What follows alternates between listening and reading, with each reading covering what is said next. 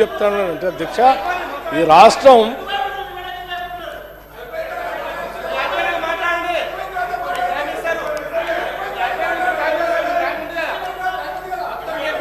అధ్యక్ష నేను ఎందుకు తప్పనిసరిగా ఇస్తాను అధ్యక్ష మీకు క్లారిఫికేషన్ ఇస్తాం డెఫినెట్గా మాట్లాడవచ్చు అధ్యక్ష డెఫినెట్గా ఇస్తాం అధ్యక్ష నేను ఎందుకు ఇంత చెప్తా ఉన్నానంటే సార్ ఎందుకు చెప్తా ఉన్నానంటే మనది ధనిక రాష్ట్రం చాలా కొట్లాడి దశాబ్దాల పోరాట ఫలితంగా తెచ్చుకున్న రాష్ట్రం ధనిక రాష్ట్రం దేశం అంతా మనకెళ్ళి చూస్తూ ఉంది ఈ రాష్ట్రం తెచ్చుకున్నారు వీళ్ళకి ఇంత ఆదాయం వస్తూ ఉంది ఎంత బాగా అభివృద్ధి చేసుకుంటారో వీళ్ళు చెప్పినటువంటి హామీలు అన్నిటి ద్వారా ప్రజలందరికీ సింగిల్ బెడ్రూమ్ నుంచి డబుల్ బెడ్రూమ్ అవుతాయి భూములే నిరుపేద ప్రజలందరికీ 3 ఎకరాల భూమి వస్తుంది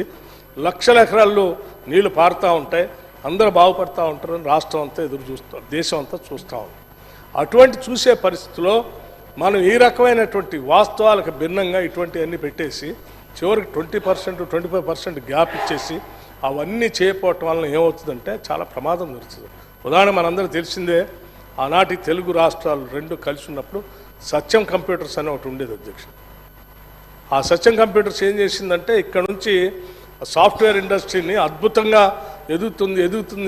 అని చూపించి ప్రపంచం అంతా బాగా చూస్తున్న తరుణంలో టక్కున ఒకసారి ఉన్న వాస్తవం బయటపెట్టింది ఉన్న వాస్తవం ఒకసారి బయటపెట్టే వరకు అప్పటి వరకు తెలుగు రాష్ట్రాల తనమానికంగా ఉన్నటువంటి సత్యం కంప్యూటర్స్ ఏమైంది అధ్యక్ష పెంచి పోషించుకొని తయారు చేసుకున్న కంపెనీ మొత్తం పూర్తిగా పెద్ద డోల్ డ్రమ్స్లో పడి చివరికి ఆయన చేతుల్లో లేకుండా ఎక్కడికో వెళ్ళిపోయింది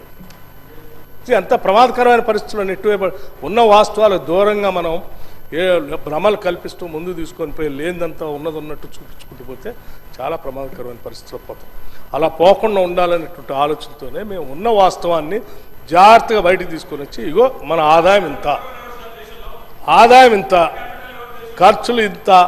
ఇంత మంచి పోలేమనే ఉద్దేశంతో మేము కుదించి వాటన్నిటినీ జాగ్రత్త తీసుకొని వచ్చాము అధ్యక్ష మీరు దయచేసి తప్పు కాదా ఇది చూపించడం వల్ల ఏం చేసాం అధ్యక్ష 10 ఏళ్ళ నుంచి బీసీ మైనార్టీ కార్పొరేషన్లో లోన్లు ఇవ్వలేకపోయాం బీసీ కార్పొరేషన్లో లోన్లు ఇవ్వలేకపోయాం ఎస్సీ ఫైనాన్స్ కార్పొరేషన్లో లోన్లు ఇవ్వలేకపోయాం దళిత బంధు డబ్బులు ఇవ్వలేకపోయాం హౌసింగ్ డబ్బులు ఇవ్వలేకపోయాం 3 ఎకరాల ల్యాండ్ భూములు ఇవ్వలేకపోయాం గొర్రెల పెంపనైన డబ్బులు ఇవ్వలేకపోయాం ఇట్లా చెప్పుకుంటూ పోతే అనేక చివరికి రైస్ సబ్సిడీకి ఇవ్వాల్సిన వాటికి కూడా ఇవ్వలేకుండా పోయాం అందుకోసమే వీటినన్నింటినీ జాగ్రత్తగా ఆలోచన చేసి మేము ఒక క్రమ పద్ధతిలో బడ్జెట్ని